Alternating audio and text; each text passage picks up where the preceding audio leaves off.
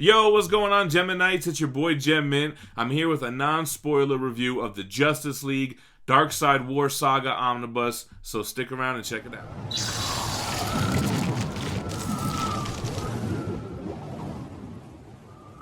Alright guys, first of all, I want to go non-spoilers because if I try to explain this whole entire story, I might get a couple things wrong. It might make my head spin a little bit. But I'm going to start by saying I thoroughly enjoyed reading this story. I think the art was incredible. Jason Fabok, how do you say it? Fabuk? Had crazy good artwork in this. Jeff Johns is the writer, and if you know Jeff Johns, he's done some of the best DC stuff ever.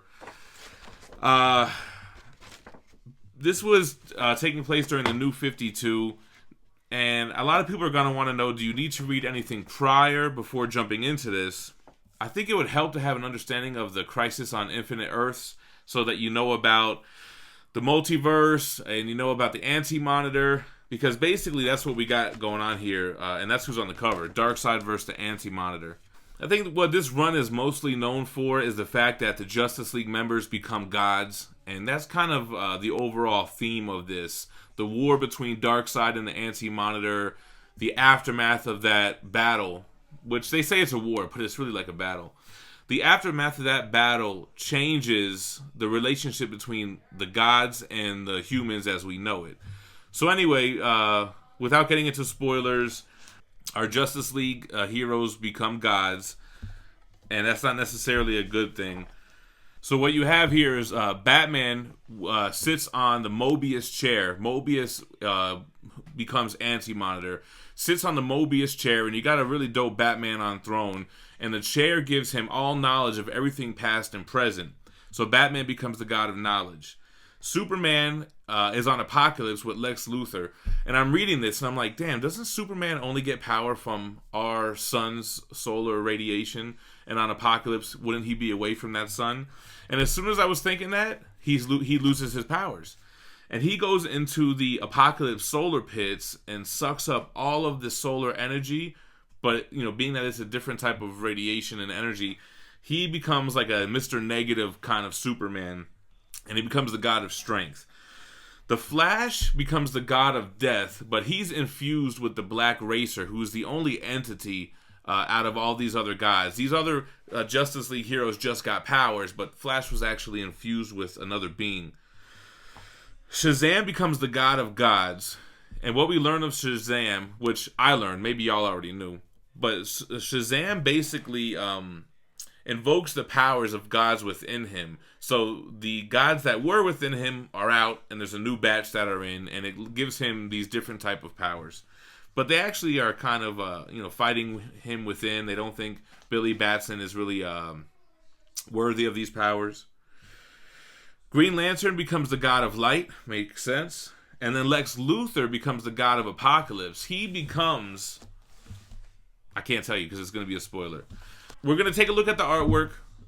We get introduced into some new characters here. We get Darkseid's daughter. And that's how this opens up. It shows that on Themyscira, when Wonder Woman was being born, there was another Amazonian giving birth at the same time, and she gives birth to a gray-looking baby with red eyes. Come to find out, it's Darkseid's daughter. Her name is Grail. For some reason, which I kind of lost, Grail and her mother are on a mission to kill the baby daddy, Darkseid. I don't remember why. But that's a cool aspect of the story. Then you have Mobius, which is interesting, and Mr. Miracle. So I didn't know anything about Mr. Miracle until reading this, and come to find out, he is... I'm going to get this wrong, but bear with me. Apokolips starts coming into orbit with the Earth in that multiverse. I want to call it Earth Zero. Maybe it's something like that. Anyway, so in order to prevent a war back in the day, Darkseid gave his son to Earth, and Earth gave the son of, I forget who it was, to Darkseid. So this way the planets would never go to war with each other. It's pretty bad that I don't remember Mr. Miracle's father. Mr. Miracle's name is Scott, and then he goes by Scott Free. I thought that was kind of lame. So it looks like Metron is the one who had the Mobius chair, and he goes to one of the High Fathers of New Genesis to do the trading of the suns. So I butchered that all up. Anyway, the Omnibus was a quick read. You're talking about, it's got to be 15 issues or so, because you got Justice League 40 through 50, and then 8 little tie-ins. So about 19 issues, $75 cover price. Here's a good look at the front and the back and the spine. Let's take a look at the artwork, which is great, and I'll probably recall some other cool non-spoilerish stuff from the story. Alright guys, here's a look at the actual hardcover. It's actually a wraparound cover. With the same image there.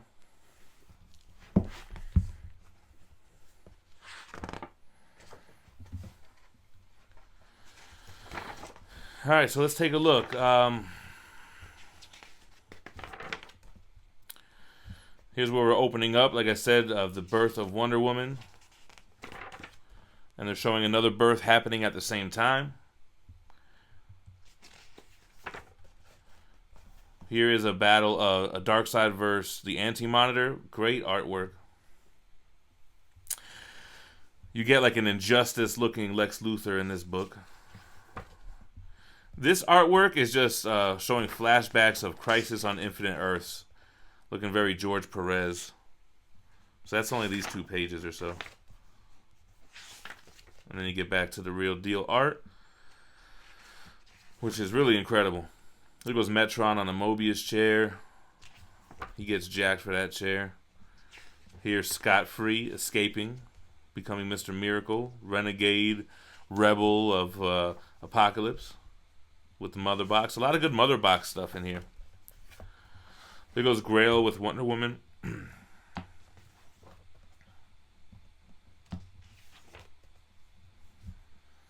The cover art is like virgin covers, no text or anything. That's Grail's mother. I forget her name. Something with an M, I think. Yeah.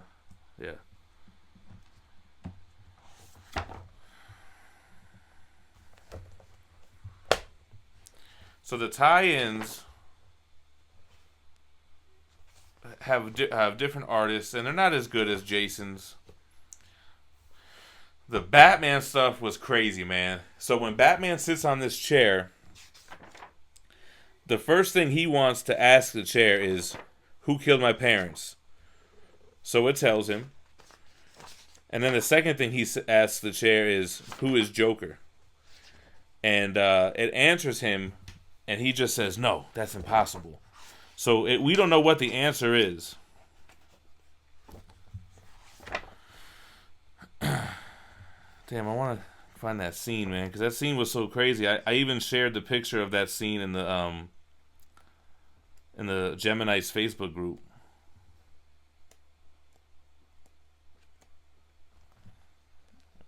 Oh, here it goes.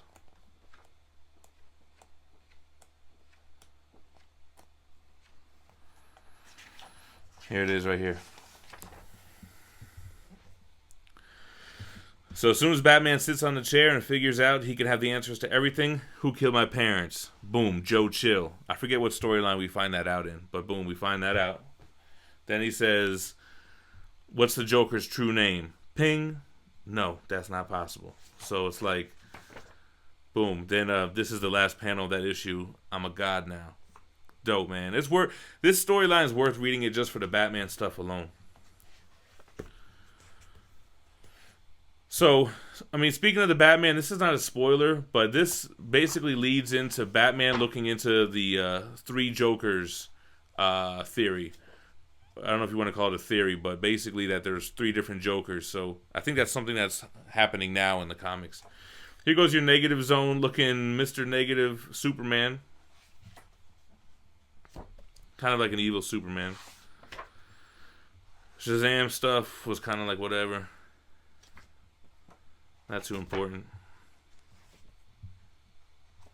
I think this is the last one of the different artists.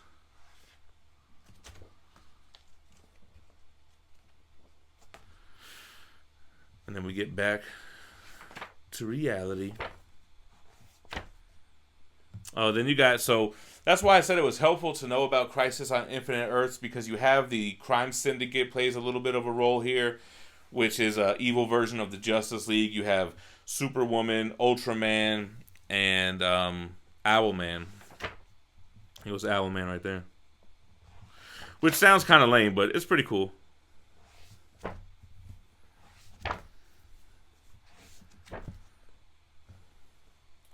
So, really good artwork here, guys. Goes Darkseid. They make Darkseid huge in this book, man. Lex Luthor, Superman. Alright, and the end does have some variant covers. Some cooler than others.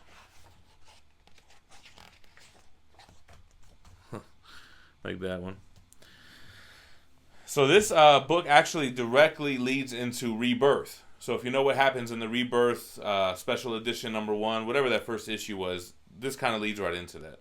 Alright guys, thanks for hanging out and checking out the review of the Darkseid War Saga Omnibus. It's kind of a mouthful, man. Justice League, the Darkseid War Saga Omnibus. Really liked it. I like to mix it up, man. I was, we read a manga. We read an independent Dark Horse with Sin City.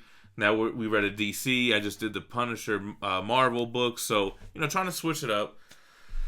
I kind of want to read some old school stuff next, man, because I've been reading a lot more modern type books. So I need to jump in some old school. Maybe some Spider-Man. I was thinking about reading X-Men Classic, actually. Drop me a comment below. First of all, what did you think about the Darkseid War Saga? What's some good recommendations for me to read next? Or that you want to see recent reads on? I want to try to keep them spoiler free because I think a lot of you guys watch this to get an idea if you should pick up the book or not. And I definitely recommend this book. It's inexpensive. You're going to enjoy it. It's a cool story. Great artwork.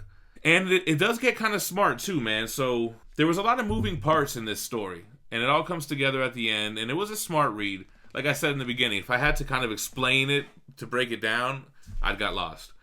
So thanks for checking it out.